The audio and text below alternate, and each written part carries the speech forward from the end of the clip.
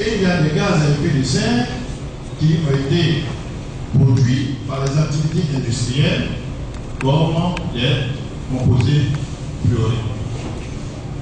Mais si ces gaz sont en concentration normale, ces gaz créent un effet de serre naturel.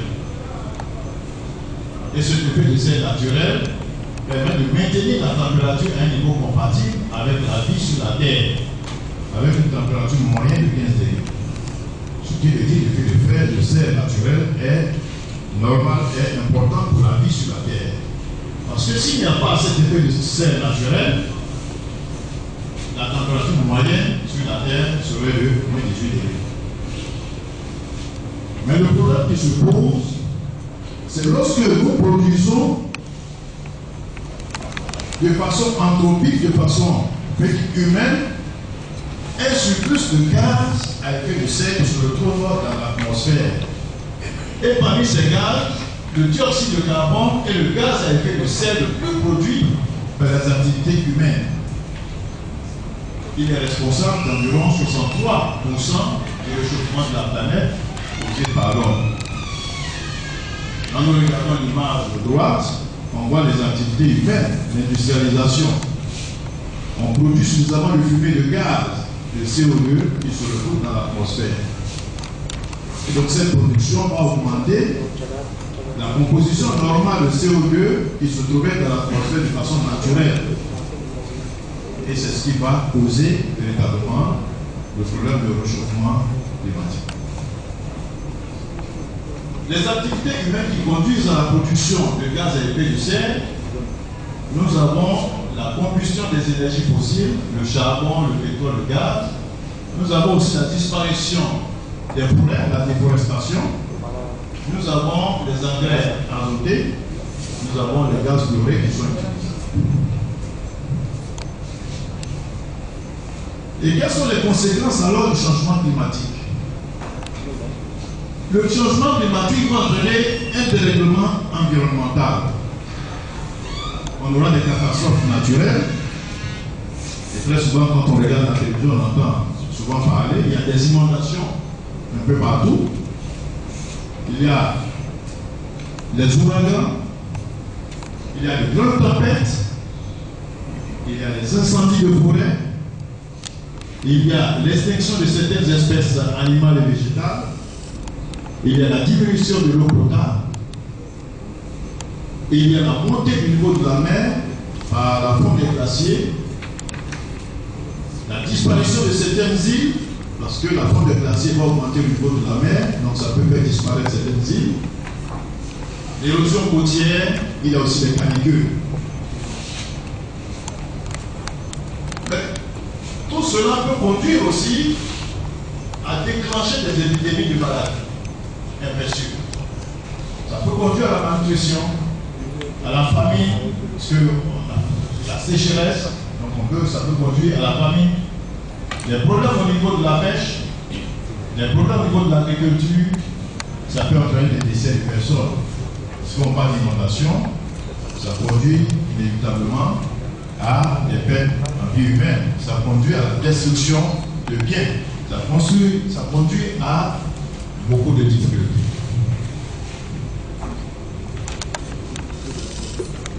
Comme conséquence aussi, on a aussi le dérèglement social, augmentation du chômage, augmentation de la pauvreté, sécheresse, pauvreté, augmentation des conflits sociaux, flux migratoires importants. Aujourd'hui, tout le monde passe par la mer pour rejoindre l'Europe, parce qu'on pense qu'on peut trouver un mieux-être là-bas.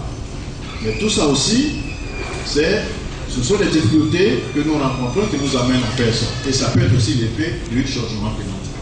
Dérèglement économique, augmentation des impôts pour les reconstructions, après une inondation, ou bien après un grand vent, il y a des destructions, il faut reconstruire. Donc ça va engager l'État à prendre des dispositions. Donc augmentation des impôts, diminution du produit intérieur brut pour faire face aux conséquences du réchauffement climatique, et baisse du tourisme par exemple. Mais face à toutes ces difficultés,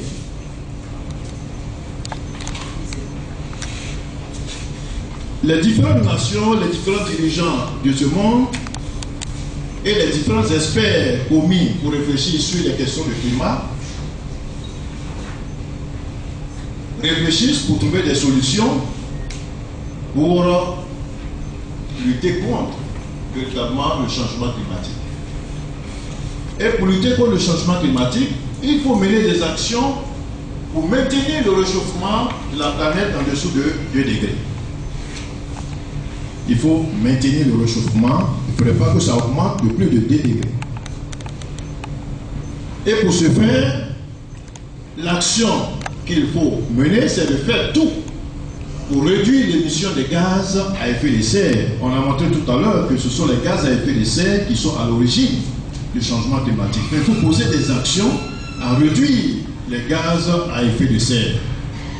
Ça a conduit à plusieurs conférences internationales des dirigeants de ce monde.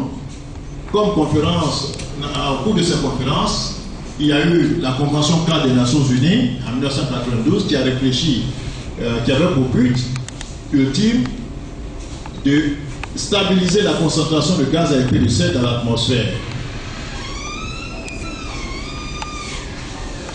Il y a eu aussi le protocole de Kyoto où l'objectif était de réduire l'émission de gaz à effet de serre. Vous voyez que tout le monde réfléchit à la réduction de gaz à effet de serre. Il y a eu aussi une conférence, une réunion qui a permis d'adopter les objectifs du millénaire de développement où l'objectif était que chaque humain devrait atteindre un niveau de développement de 2000 à 2015. Il y a eu d'autres conférences et tout cela c'est toujours pour lutter contre les effets du changement climatique. Il y a eu l'adoption des objectifs de développement durable en 2015 où l'objectif était de régler le problème du dérèglement climatique. En 2015 aussi, il y a eu la COP21 dont les gens ont beaucoup parlé, où il y a eu un accord qu'on appelait accord de Paris qui était plus contraignant que les autres accords, qui avait pour objectif de faire en sorte que les différents pays limitent la production de gaz à effet de serre pour limiter le réchauffement climatique. Donc il y a eu toutes ces actions qui ont été menées pour aller dans le sens de la réduction des gaz à effet de serre. Pour réduire l'émission de gaz à effet de serre, il y a aussi des comportements qu'il faut adopter. Donc il faut changer nos mauvaises habitudes, par exemple.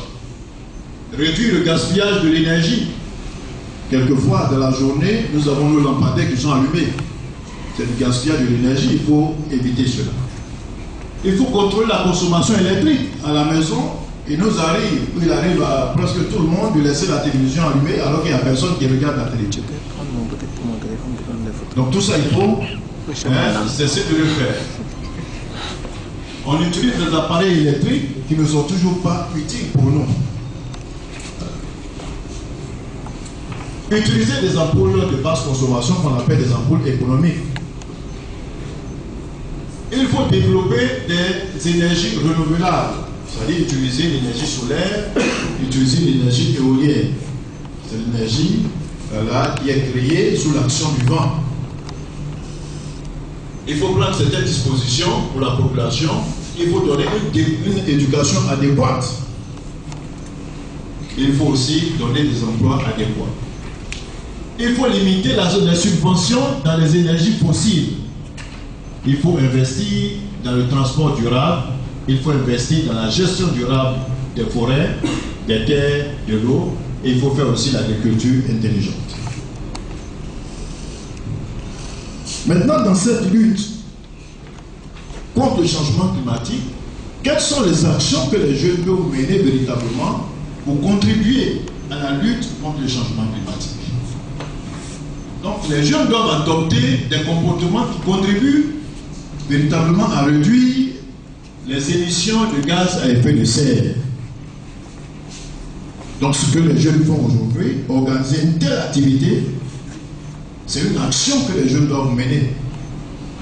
Organiser des activités pour réfléchir sur cette thématique. Donc créer des clubs environnementaux, comme on crée des clubs d'anglais, on crée des clubs de français à l'université, dans les écoles, il faut créer des clubs environnementaux. Et dans ces clubs, vous réfléchissez environnement. Quelles sont les dispositions, les conditions, qu'est-ce qu'il faut faire pour que nous puissions protéger notre environnement. En protégeant l'environnement, on contribue véritablement à réduire l'émission de gaz à effet de serre et on contribue à solutionner le problème du changement climatique. Il faut mener des actions pour produire du biocarburant. Par exemple, les jeunes peuvent s'organiser pour produire du jatropha. C'est une plante qui permet de faire du biocarburant. Donc, ils peuvent s'organiser. Les jeunes peuvent s'organiser pour faire du reboisement, du planting. Chacun peut à la maison planter un arbre. Dans le quartier, ils peuvent s'organiser dans le quartier pour planter des arbres. À l'université, les étudiants peuvent voir le président de l'université pour dire qu'on a besoin, on veut qu'on plante des arbres. Donc les étudiants peuvent s'organiser pour faire du planting, planter des arbres. Et ça va contribuer véritablement à la reforestation, contribuer véritablement à solutionner les problèmes d'émissions de gaz à effet de serre. Les jeunes peuvent développer le transport à pied pour les courtes distances. Les étudiants, quand ils sortent de l'université, une fois qu'ils sont au sud, ils prennent pour descendre à la RTI. Alors ils peuvent marcher. Quand on prend le Voloro, c'est le carburant qu'on brûle et donc c'est de l'énergie fossile qu'on utilise. Donc ça va engager qu'on aille encore chercher produire de l'énergie fossile. Alors que quand on produit l'énergie, on dit qu'on est en train de détruire, contribuer à l'effet de serre. Et même quand on brûlait le carburant, on produisait du CO2. Alors, ceux qui ont fait la chimie, et quand ils font la combustion, on produit du CO2 de l'eau. Prendre le transport en commun. Développer le transport à vélo. Donc ici, au lieu de prendre la voiture, on peut prendre le vélo. Comme ça, on pollue moins. Donc il faut développer cela. En Europe, quand vous allez, ils développent le déplacement avec les vélos.